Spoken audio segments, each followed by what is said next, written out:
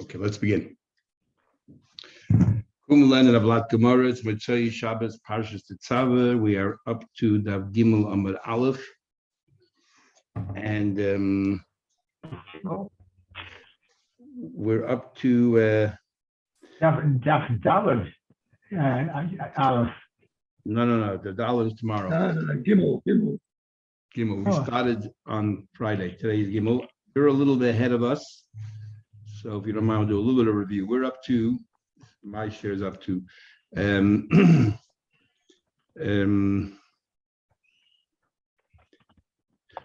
about 10 lines from the top of the page. So we're saying here that somebody who is mute as well is exempt, and we said that a cheresh, if it's the ordinary cheresh, which is deaf and dumb, they have the same status as a shoiter and as a cotton, and they're exempt from all the mitzvahs in the Torah. But if somebody, excuse me, but somebody who is just deaf, or somebody who's just mute, they are chayiv in all the mitzvahs in the Torah. They're even obligated in the mitzvah of simcha on Yom Tov, but they're exempt from the mitzvah of riyah. They're exempt from the mitzvah of riyah. And we said, why are they exempt from the mitzvah of riyah? Because we learn from the mitzvah of hakel. Hakel is very similar to the mitzvah of going up once every 7 years. The king would go out there and read on Chol Pesach. And so we learn from hakel, where it says over there that all the people come to see. And how do you know about hakel? That it's exempt because it says L'man yishmadu or L'man yilmadu. They should listen and they should understand. So we said L'man yishmadu, they should hear. So somebody is deaf, even though he can speak, obviously he's not included. And L'man yilmadu is somebody that hears but cannot speak. So right now the Gemara thinks that if somebody can hear but cannot speak, it's lacking in the learning. Somehow or another, you don't understand the learning as well, because maybe you have to be able to repeat what you learned, and if you cannot speak it out, then you don't really fully understand it. That's the Gemara thinks right now. So the Gemara, remember, so are you trying to say, if somebody is unable to speak, like Gomar, doesn't learn properly, doesn't understand it? Well, let me tell you about a certain incident that occurred. There's two mute students, the Habib Shvivoisa the Rebbe, that they were in the neighborhood of Rebbe. These students were Bnei Barte. They were two brothers. The Rabbi Yechanan ben Gudgoda, they were the grandchildren of Rabbi Yechanan, the son of Gudgoda. The others say they were Bnei Achte Yechanan, they were the nephews, but they were mute. The Chol Eimas have a Ayel Rebbe, Lebei Medrasha, whenever Rebbe would go into the Beis HaMedrash to give the shir, have an Ayla, they also would come in. The Yasser Kamaya, they made sure they sat in the front row, right in front of Rebbe. Umenaide B'Rashayu, they would constantly nod their head as if they're understanding what's going on. Umerachshin Sifsasai, their lips were moving, but obviously they weren't saying anything. And the Rebbe had such rachmanus on them, such compassion, because they were so into their learning. Rebbe then davened on their behalf. The itzu, they were cured. And the ishtakach, as soon as they were able to speak, they found out to have a gemira hilchasa, that they knew how to learn so well. They were very fluent in all the halachas. The sifra, they knew all the mishnayos that were on Chumash Vayikra, the sifri. They knew everything that was on Midbar and Dvarim. The kula hashas. They knew the entire Shas, which means it proves from here that they already had the Shas in the times of Rabbi Yehuda Nasi. So they knew everything. So how do you learn from the word L'man yilmadu that if somebody's mute, they're exempt from the mitzvah? If they can hear, they understand it very well. Says the Gemara, you're right. Even though it's written L'man yilmadu, read it as if it says L'man yilamedu. That whatever they learn, whatever they glean, and during Hakel, they have to be able to teach it and convey it to others. And because they can't, they're mute, that's why they're exempt from the mitzvah of hakel. And if they're exempt from the mitzvah of hakel, they're exempt also from the mitzvah of going up to the Beis HaMikdash, because we learn riyah for the Beis HaMikdash. Rav Ashi says, forget about your whole story and you're trying to prove that people who are mute but they can listen are smart. Vadai leman yilamedu. Just reading the Pasha of Chumash, you'll have to say that the word is Leman Yilamedu. that you are obligated to come to Hakel if you're able to teach others. Because if you think the man yilmudu that they should be able to learn themselves, and the kivan delay mishtayla gaman, you're trying to tell me that if they don't speak, they don't really understand. So therefore, if they don't, the kivan delay shama le gamar, and since if they don't hear, they don't understand. Then they both come under the same umbrella. If you're telling me the problem of somebody's mute is that they don't understand as if they didn't hear it, so then the same place that you derive that a deaf person is exempt, the same place you should derive a mute person exempt. They both have the same exemption. They don't understand. Yishmu means not just to hear, but to understand. They both don't understand. Obviously, a mute person fully understands, and yet the Torah, for whatever reason, says they're exempt. Means that they should come and teach. Okay, so that's that. So our Mishnah basically tells us, just to tell you an interesting argument between the Rambam and Tosfos. According to the Rambam, there's one mitzvah, and that mitzvah is to go to the mitzvah of Riyah, to go to the Beis Hamikdash 3 times a year, and to bring a carbon. It's one mitzvah. If you go to the Beis Hamikdash and you don't bring that carbon Riyah with you, you haven't fulfilled the mitzvah of going to the Beis Hamikdash. There's one mitzvah. Tosfos learned the 2 disparate mitzvahs. There's one mitzvah to traveling and going to see the Beis Hamikdash, and the other one is to bring that carbon. And the Yerushalmi argues with our Mishnah. Our Mishnah said that everyone is obligated except women are not obligated, and the other exceptions it gives it. According to Rashi, our Mishnah is talking about the mitzvah of Riyah, that they are exempt from going to the Beis Hamikdash. They're exempt from going, so obviously they don't bring a carbon. But the Yerushalmi says that our Mishnah is talking about the carbon. They're exempt from bringing a carbon, but they still need to go to the Shalayim. They still need to make that trip and go to the Beis Hamikdash. In other words, the Yerushalmi learns there's 2 separate mitzvahs, the carbon and going to the Beis Hamikdash. They're exempt from the carbon, but they're obligated to go to Beis Hamikdash. But our Gemara, the way Rashi learns, our Mishnah is like the Rambam. It's one mitzvah, and you can't separate the 2. So if you're exempt from the carbon, you're exempt from seeing, because it's one mitzvah. Okay, now the Gemara continues. Amar Tanchum. The Tanchum said, when we say that somebody is deaf and they're exempt, doesn't mean that deaf in both ears, it's impossible for them to hear, even if they can hear. But if they're deaf on one ear, if somebody's deaf on one ear, is exempt from Riyah. In fact, there's a whole Shvus Yaakov and others that talk about, when we talk about deaf people, what about if somebody puts a hearing aid and they can hear? But without the hearing aid, they cannot hear. How do we understand that? Is that considered a deaf person? They're exempt from mitzvahs or not? And they're talking about over there in those days, whatever the hearing aid device was, there were. So it's an interesting discussion there. And basically, according to Shvus Yaakov, if you would scream loud in this person's ear, stand close by, and their natural ear then can hear something, can hear it, then even though you have an earpiece, still you're not considered a deaf person. But if you are impossible to hear only because of you put this bionic ear inside, then it becomes questionable. What is your status? At least to certain mitzvahs. So if you're deaf on one ear, what happens then? He says you're exempt. Now why? You can hear it. Why you're exempt? So when Gimel Amud Aleph in the middle of the page, so Tanchum says that if you're deaf on one ear, you're exempt. Why? Because it says in Pasuk, Be'oznehem. It says when you come to do the mitzvah of Hakel, you should read the entire Torah to all the Yidden Be'oznehem, into their ears. Now, there's 2 ways of understanding their ears. Are you talking about collectively? It says in Pasuk, Neged Kol Yisrael, speak to all the Yidden Be'oznehem, to their ears. When you're saying Oznehem plural, you're talking about all the Jews together, and therefore using the plural term for ears, or you're saying each person to their 2 ears. Says the Gemara. But Azneya means each individual person to their 2 ears. Says Gemara, no, it isn't. But hi Baznem, don't we need those names for something else? Isn't it to tell you that all the Jews have to be there? And therefore we need his name plural for the Klal Yisrael. Says Gemara, no. Because that everybody has to attend, we learn out from a Neged Kol Yisrael now. The word in the pasuk is Neged Kol Yisrael, read to all the Jews, Be'azneim, in their ears. So Neged Kol Yisrael already tells you that everybody has to be there. What's the word ba'azneim? That each individual, both of the ears have to hear. Says the Gemara, no, I still need ba'azneim, because if it just say, read it to all the Yidden.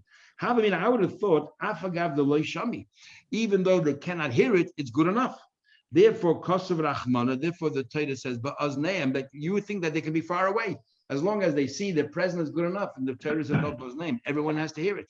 But how do you know that both of your ears, that we're talking about each individual, both of the ears have to be operational?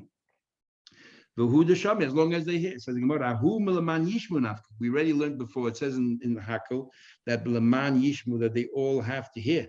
And because we already know that they all have to hear, it says, why does it have to say God's name in their ears? How else do you hear without the ears? Must be to tell you that every person, both of the ears have to be functional. That's another difference. So just like he said, one ear exempts you. We had in the Mishnah that if you're crippled, you are exempt because you cannot be oiler regel, you cannot make a trip. So he says, even if you're limping on one leg, you're also exempt. You're crippled on one leg, you are potem and ari exempt. How do I know that? Because it says a pasuk, shalosh regalim, and regalim means that you have, plural. You have to have more than one usable leg. Says the Gemara, but what are you talking about? For regalim, we need it for something else.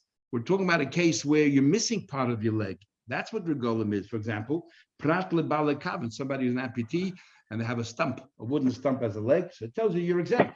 But if you have your full leg, the only question is not really functional. Who said you are potter? Says Gemara, no. If you're missing part of your leg, we learn from another pasuk. That we learn out. It says the pasuk 3 times a year you should come and make your appearance. It says pa'amim, and pa'amim means also a leg walking. Pa'amim means walking with your foot inside a shoe. Nafka, we learn it from there. How do I know that?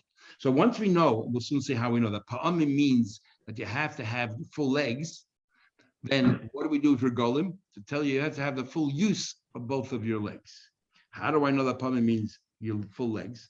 The time you learn pa'amim ain't pa'amim golim. Pa'amim means your feet, your legs. It says in pasuk that they should tread, your foot should tread ragli, only the foot of a poor person is talking about Mashiach is ragli the footsteps of the poor.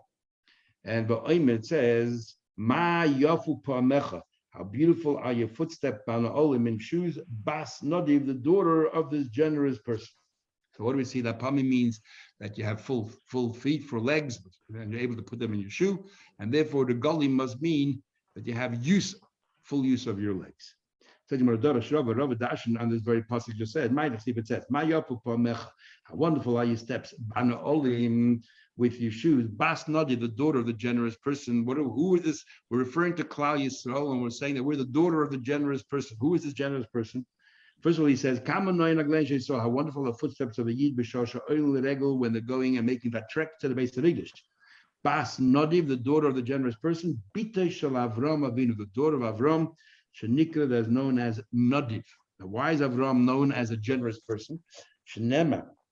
It says in Pasuk, that all the generous people of the nations gathered together. Am Elokei Avram, the nation of the God of Avram. It says the God of Avram. What about the rest? Elokei Yitzchak, lo Elokei Yitzchak v'Yaakov, Elokei Avram. Why is it only highlighting the God of Avram? He was the beginning of the Ger. Now, if you read the Gemara simply, it would mean that he was the first Jew. He was the first person to recognize Hashem. In fact, Rashi says that. Rashi says over here that what does it mean? Rashi says here that because he donated his heart to recognize Hashem. In other words, he was the first Jew. Tosfos says something interesting. Tosfos he says he was the one who had the first mitzvah of circumcision, of bris milah, more than all those before him. In other words, there's a big argument if the Jews prior to Matan Torah halachically were Jewish or not. Was Avraham halachically a Jew or not? According to some, he was a ben noach. He was a goy, but he took upon himself all the traditions and stringencies of a yid. Others say no, that Avraham was the first yid. And it's a big argument. In fact, Rashi and the Ramban argue about this in the very end of Pashas Emor. The Mishnah Melech wrote a whole sefer on this, Pashas Drachim. He explains actually this is the argument between Yosef and his brothers, whether they were considered Jewish or were not considered Jewish. And seems that that's the argument right here. Rashi says that why is he called Chil Leger? Because he's the first one who recognized Hashem. He's the first Jew. Tosfos doesn't say that. Tosfos says he's the first one who had a mitzvah called bris milah, as if to say he wasn't a yid, but because he had the mitzvah bris milah, that makes him Chil Leger, first one down that path. The Shagas Ari want to say actually there's a third category, that the people prior to Torah were not Goyim, but they were not Yidden. They were sort of in between, in a transitional stage. Anyway, continue the Gemara. Talking about Rabbi Tanchum, we'll mention something else. Rabbi Tanchum mentioned something else. Says the Gemara, it says the pasuk. Boy Reg by Yosef, when they tossed him into the pit, it says that boy was empty, ain't by mine, there was no water there. The mashmash now, once you know that the pit was empty, ain't by mine, does not automatically tell you there was no water there. The mine ain't, but there's no water. When the choshim v'akram yes, boy, there were snakes and scorpions. We actually had this Gemara in Shabbos during in the middle of the whole subject of Hanukkah, where he talks about how high the menorah can be. A menorah should not be higher than 20 amos. And we bring this Gemara there. And it seems the reason why we bring it there is because the brothers decided they're not going to kill Yosef, they were going to sell him. So they tossed him into the pit. But there were scorpions there. We learned in our brachas that scorpions are deadly. In the middle of Shemoneh Esrei, you're attacked by a scorpion, jump out because it's sakanas nefashos. So the brothers didn't want to kill him. Why did they throw him into a pit full of scorpions? Obviously, they didn't know that. They couldn't see because this pit was 20 amas deep. So we learn out from here that there's a certain point where even though it's there, but people can't see it. So the same thing with Hanukkah lights. If it's too high and people cannot see it, you're not Yotze. Don't we say that by Behemoth, if it falls into a pit, if it's more than 10 tfachim, it's already liable to kill them? Yeah, we learn out from Pasuk, we learn about Bakama that has 9 tfachim is just damage, and 10 tfachim, an animal falls down, gets killed. So Allah has come Bakama 20 amas. No, we're talking about, forget that part. We're talking about they weren't able to see there were scorpions there. Yeah, but they chuck him in a deep pit, it's going to kill him itself. That's a separate question. That's a separate question. That's what I'm questioning. Oh, it doesn't say they threw him in. They could have put a ladder there and told him to go down. Or dropped him by a rope. By Shlichuhu Laboir. Yeah, maybe in a rope. You know, they lowered him in the rope. And you're very generous in your translation, Rabbi. You're being done like Abschus. You're a better man than me.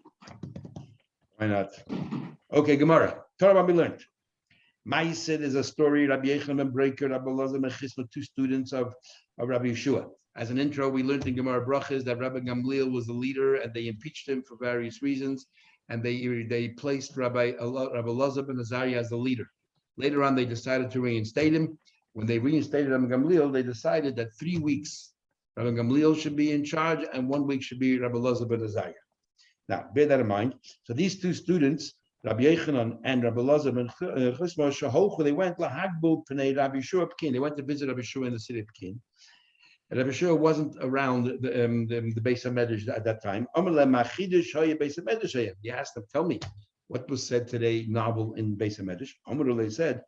They said, Rabbi, the first they excused themselves, Talmidechanu, we're your students, we drink from your well, we're going to tell you some new Torah that you don't know. They were very reticent to share. He said to them, Abba became, even so, famous words, it's possible that there's so many students are studying together and something novel didn't come out. So then, and they still were reluctant to say anything. So he engaged them. He says, tell me, Shabbos Shami Hoisa. So who was the rabbi? Shabbos Rabbi Elazar ben Azariah. So he said, okay, you don't want to tell me a halacha, you don't want to pass in front of your Rebbe. But my Hoisa Agodayim, tell me some of the drush that the rabbi said. They said, okay, the Pashas Hakel. We were discussing Pashas Hakel, and that's the nexus to this Gemara we're learning now. So what did Rabbi Azariah say? He had to tease it out of them. They were reluctant. The Gemara will soon explain why. And what did he say? Quoted the pasuk that you should gather together all the men, women, and children. If men are coming to study, women are coming to understand, to listen. Why are children coming? The toddlers, infants. So we say to bring a reward to the people that brought them. And Tosfos says at the very last Tosfos on the page, based on this Gemara is why we bring little kids to shul. Not like those that say, oh, don't bring little kids to shul, make too much noise. We bring little kids to shul because just like in the midst of Hakel, you bring taf to give a reward to the parents. The other Tosfos says, and the Rishonim say that in the Gemara Seita, Ben Azai says there's an obligation to teach your daughter Torah. Rabbi Elazar ben Azariah here clearly holds not, because he says over here, Men are to learn and women are to listen. Why doesn't he just say Anoshim v'Noshim lilmod? Because he holds that women have a mitzvah to learn only what they need to know, all the halachas, but to learn just for general sake, no. That's what he holds. We'll learn more about it in a seder, but the Rambam actually says that this is talking about sort of forcing someone to learn. So you force a guy to learn, you don't force a woman. But if they want to learn on their own volition, then on the contrary, teach them Torah. So the Rambam seems to say. The Chafetz Chaim writes, and the Lubavitcher Rebbe write, that in those days, I guess the women were raised at home and they learned everything from their mother and their father. But today, because they learn all the secular studies, you need to give them as much Torah as possible, and it's an obligation, not just you're allowed to. It's an obligation to teach as much as you can. And times have changed. Anyway, so the Gemara continues. Amalehem, so Rabbi Shua said to them, Margoli is toiva, you have this beautiful, precious stone in your hands. Ubikashtem la'av, the many you refused to share it with me. You didn't want to, you were reticent. So they started becoming a bit more forthcoming. The Surah Rabbi Shua was very pleased. So they said, you know what, we'll tell you a few other things, a few other tidbits that Rabbi Elazar said. Next thing he said was, it says in Pasuk, Es Hashem he'emarta hayyin, the Hashem he'mircha hayyin. And these are, Rashi and Chumash actually says it's a strange word. Usually Amar means to said. It's not what it means over here. And I said, hemarta means praise. Hashem praises today, and we praise Hashem. Hashem said, you made me one beautiful praise, or Rabbi Haggai says, you made me one beautiful picture. And I will make for you one beautiful praise. What praise did we make for Hashem that he is so impressed? We say Hashem is one. I'll do the same thing for you. And then it says, the Jewish people are one nation. Who's as great as you are? That's the second thing that Rabbi Elazar ben Azariah said. The top choices on the page says something fascinating. He brings a medrash that we have three things. We have Shabbos, Hashem, and the Yidden. And each two gives witness or bears witness of the third. So the Jews and Shabbos both say to Hashem, you are one. Hashem and the Yidden say Shabbos, you're Yom Menucha, you're a day of rest. And Shabbos and Hashem together say about the Yidden, Goy Echad Ba'aretz, you are one nation. And says Tosfos, Friday night and Shabbos morning at davening in Shemona Esrei, we say Yismach Moshe v'Matnas Chelkai. It's talking about Shabbos. Moshe was happy with his gift. Or Ata Kidashta, again, we're talking about sanctifying day of Shabbos. But in Mincha, we say Ata Echad v'Shimcha Echad. You're one, your name is one. Umika Amchi Yisrael Goy Echad Ba'aretz. What does that do with Shabbos? Says Tosfos, that's exactly what it is. This is Shabbos is testifying that Hashem is one and we are one. And that is why we're saying it. We talk about resting there as well. And that's why we say Ata Echad, based on this medrash. Okay. Then they continue. Again, they were more forthcoming. In fact, it was another thing. He said, the words of the rabbis are like, the yoke by an animal that you put on two animals, this so that they can plow in a straight line. And with nails and the tuyim that are planted in there, that's bedded down. Baalei Asuf is those people who gathered together. That's what the pasuk says. Not nitnu. They were all given meraya echa. They were all given from one shepherd. What's going on here? So this is what Rabbi Elazar said. What's the pasuk referring to? And he started saying the words of the rabbis. Obviously, what rabbis' words are to do with Torah. So what's he saying? Why the words of Torah compared to this yoke? This darban keeps the animals in a straight and narrow that they plow in a straight line. To bring produce and food to the world. So too, if we follow the Torah, it keeps us in the straight line. All those who study Torah, it gives us life. Then he continues. You might say, well, a darban doesn't last forever. It's something that's temporary. So maybe maybe the words of Torah also is only temporary. It's not a permanent way of life. No, it says in the pasuk, mismarais, they are bedded down like with nails. If you're going to compare Torah to nails, what do we know about nails? Nails, when you bang it into the wall, it has to replace something. So you knock out some of the wood in the wall, let's say, and you put the nail in there. So Torah also, you're saying that Torah takes away, actually harms us, has some kind of adverse impact on us, like a nail. It just takes away, doesn't really add. You're going to say Torah also takes away, doesn't add.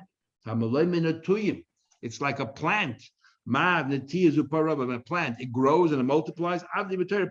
Torah also, when you learn Torah, you grow. Who are these people? The people gathered together. These are the rabbis. These are the rabbis that sit there, gathered together. And they study Torah. Halalu mitamin, halalu mitarin. These people, now you look Torah, you'll see these people gathered together, and they're always arguing. Like having more time in the beginning. They're always arguing. These people say tamei, the other person, no, Torah. Halalu oisin, these people say it's prohibited. Halalu matin, these people say it's all right. Halalu paisling, these people say that it's disqualified. Halalu machshin, they say it's permitted. So a person might say, how am I supposed to study Torah? It's confusing. Therefore, the pasuk says, "Kulam nitnu all given by the same shepherd." Everything is Torah. Like we had more Erev in there. Elu ve'elu divra l'kim chaim. It's all God's word. One God gave it to us. And Moshe Rabbeinu, one leader, gave it to us. And everything he told us, everything came from Hashem. The Chesiv said, Hashem said everything we have today came from Hashem. Now the problem is, what about halacha? How do you work out what the halacha is?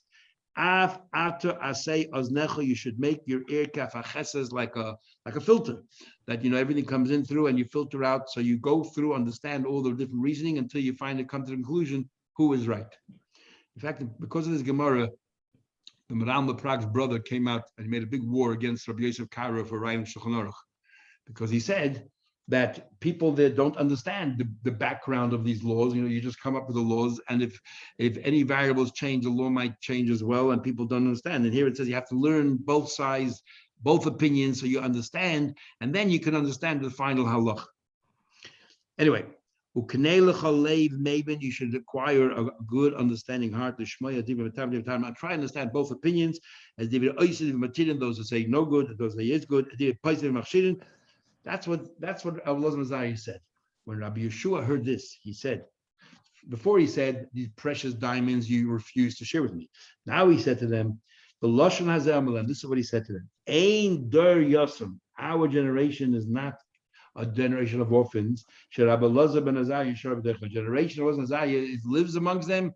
They're not orphans. We are very lucky. So now the Gemara wants to understand, why were these two students reluctant? This beautiful Divrei Torah, why were they reticent to sharing it with Rabbi Yeshua? Why didn't you say it openly?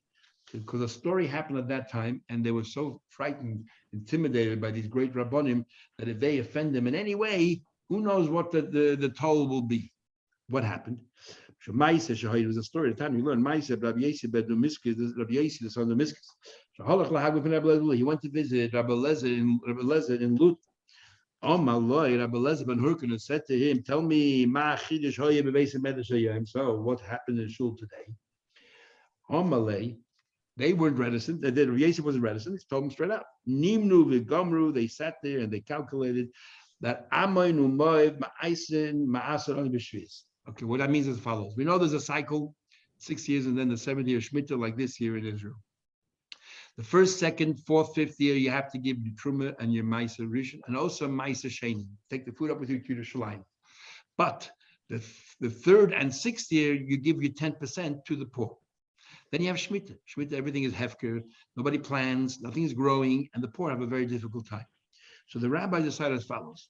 Transjordan was Eivra Yarden was holy. I mean, Moshe Rabbeinu gave it to Reuven and God and Hashem Menashe. It was holy. But when Ezra went up the second time, they didn't sanctify certain parts of Eivra Yarden. And the reason being, they wanted to say to the Eivra Yarden, it's not holy. There's no Shemitah here. Go plant so that you can give 10% to the poor.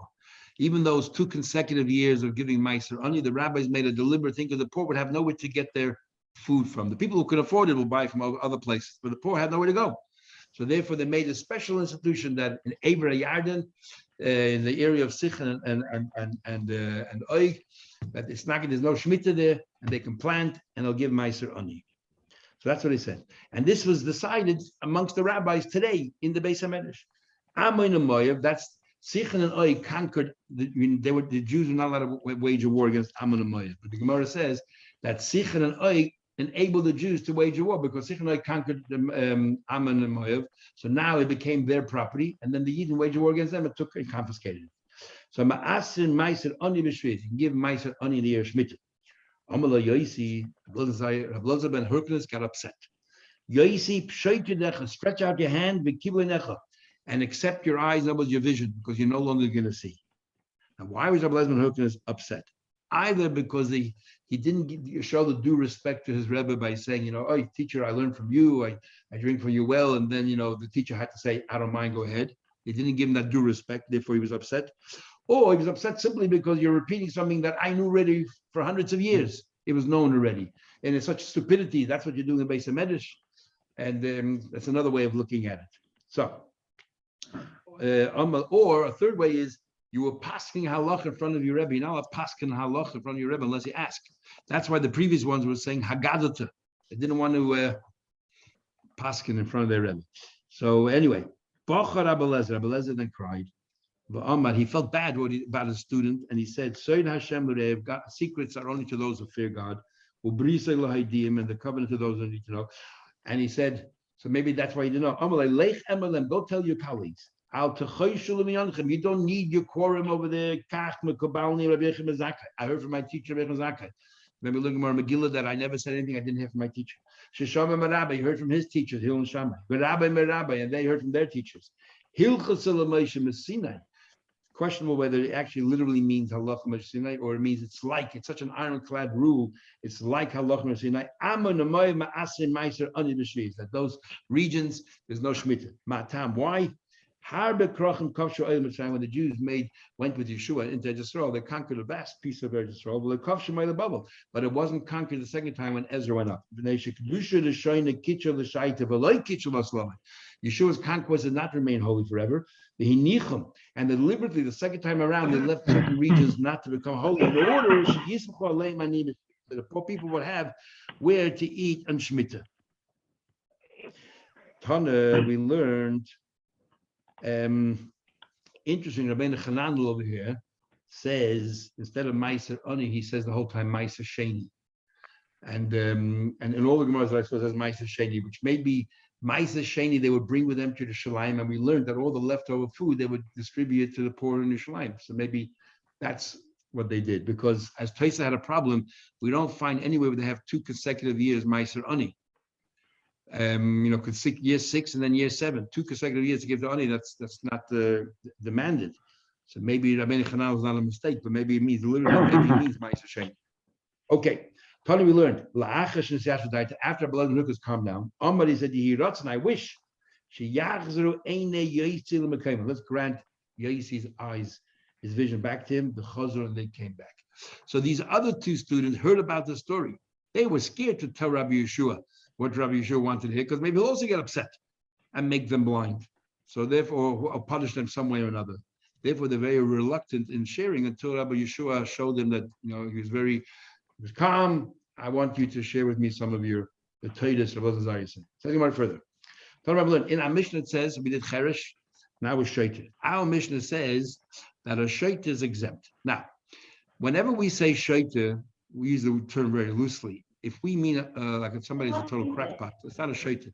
That's a Shigoyon or something else. Not Shaita. Shaita means a person that generally is normal, but he has some idiosyncrasies that prove that he's irresponsible. And if you're irresponsible, you're exempt from mitzvahs, because how can we give you responsibilities?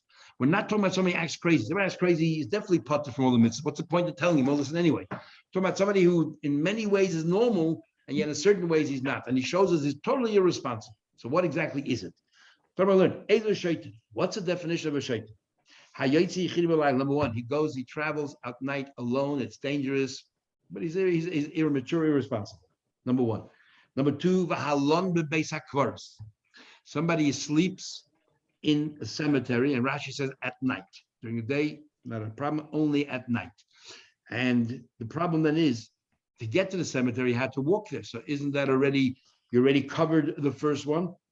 So simple reading would be that we're talking about two people, that you go alone at night or you go to the cemetery, but two people together. When it comes to sleeping in the cemetery, it doesn't matter if it's 1, 2, 3, 4. That's a crazy thing to do. But actually at the Shir Mizrahi today, somebody came up with an idea that maybe that if you went during the day and then you went to sleep there and you slept into the night, and therefore it's not a problem of walking there. So that's a good answer as well. That was Simon Weinstein. Or the third thing is you rip your clothes. Again, immature, irresponsible. Now, we know generally to establish something, you have to do it 3 times. Rabbi Yehuda Nasi says twice. Rabbi Gamil says 3 times. So we're saying that he has to do these things 3 times. But the question is, eat what we learned. He needs to do all 3 things. He needs to go alone at night, sleep in a cemetery at night, and rip his clothes. If he did each one of that at least once, then we establish him as a shaita, irresponsible, is exempt. Rabbi Yochanan says, if he does any one of these things, but he does it habitually, if he does it consistently, 3 times or more, that labels him a shaita and he's exempt. So what are we talking about? We did it, and you can see from his behavior that it's quite obvious that he's doing it in a crazy way. Even then, everyone will agree if he does one thing, he's crazy, and so he should be exempt. And he's like a normal. He did it in a normal way, even though he did these things. Even though he slept the basic parts, if he did it in a normal way, like a normal person, he has whatever his reasons are. Then what's the problem? Then why should he be classified as a shaitan? Says Gemara, he did it in a way that it looks a bit idiotic. But if he did only one of them, we can still explain it that maybe he's perfectly sane, but he has his mishigasen. For example, if the guy, for example, is sleeping in the cemetery, we can say, he has a cheshbon. In his way, it's rational. He thinks that if he sleeps in the cemetery, somehow or another he'll glean some of these magical powers and he'll be able to do something. So this sleeping is for a purpose. He's not, even though we don't think that's a normal thing to do, but it's not doesn't make a crazy person. He thinks that somehow or another he'll get some abilities there. Or if it goes along at night, maybe Rashi says he has depression, and therefore he feels if he goes outside, it'll help him out, calm him down. Or he's very, very hot inside internally, and therefore he wants to go out and catch some fresh air. Again, we can explain the behavior in a way that maybe I wouldn't do that, but there's a rationale to it. Or somebody rips his clothes. You can say he's a thinking person, and he's so lost in his thoughts that he doesn't even notice what he's doing, and he rips things, he bumps into walls, not because he's a crazy person, but he's just a bit thoughtless. If you do each one on their own in isolation, we can somehow explain it. But if you do all 3, that tells us definitely that we can establish this person is a shaitan. Says the Gemara, it says all of them Havale is no different than Misha Nogach Shar Chamoy Begum. The Nasamud Lakol. We're going to learn about Bakama. If an animal gores another animal once or twice, he's a tam, you pay half the damage. Does it habitually 3 times, it becomes a muad, and you pay full damage. What about if 3 times he damaged a cow, and then he goes ahead and damages a sheep? As far as the sheep is concerned, he's not a muad. It's the first time. All of you know is that he's a muad when it comes to a cow. But if once the cow gored a cow, and the next day a sheep, and the next day a goat, then we say, obviously this animal is not picky, just a gorer. He's a muad regardless of what animal it attacks. Same thing here. Once you've done 3 different things, and you've established that you are just a shaita, irresponsible. So I'm going to Papa. Now Papa said, Ishmael Rav Huna. Hadatanya, we'll just finish this Gemara. If Rav Huna would have heard what we learned, Eza shaita, you know who's a shaita? Who's a shaita? Somebody loses everything he given, and that's only one thing. And yet Rav Huna, and yet the Brisa says, even just one thing, you're already considered a shaita. So if Rav Huna would have heard this Brisa, Rav Huna said before, you need to do all 3 things before we classify you as a shaita. Here the Braisa, if he did one thing, just lose everything that you're given, that means you're irresponsible, you're a shaitan. Then he probably would have changed his mind about what he said. Hadabay would have changed his mind. Now the question is, change his mind from what? If you look at the three cases that we talked about before, only one of them is similar to losing things. Ripping your clothes all the time is similar to losing things. But the other two, walking alone at night or going to a cemetery, has nothing to do with losing things or ripping clothes. So when Rav Papa said he would have changed his mind and said that one of them is enough if he does it 3 times to establish that he's a shaitan, what did he mean? Iboilu, ki hava hadre. If Rav Huna would have changed his mind, would he change his mind only from a mekareach susay who have a hadre? You want to change his mind from ripping your clothes, the dam yelaha, because ripping your clothes is very similar to losing things. So Rav Huna, if he would have heard the Braisa, he would have said, you know what, you're right. If 3 times you rip your clothes, you're a shaitan. But if you walked out at night 3 times, you're not a shaitan. Or maybe he would have changed his mind from all of them, regardless of which one, because you bunched them all together. If you did any activity which is not normal, and you did it 3 times, repeated 3 times, that classifies you as a shaitan. Teiku, we remain with a question. Okay, Shavua Tov, everybody. Good luck.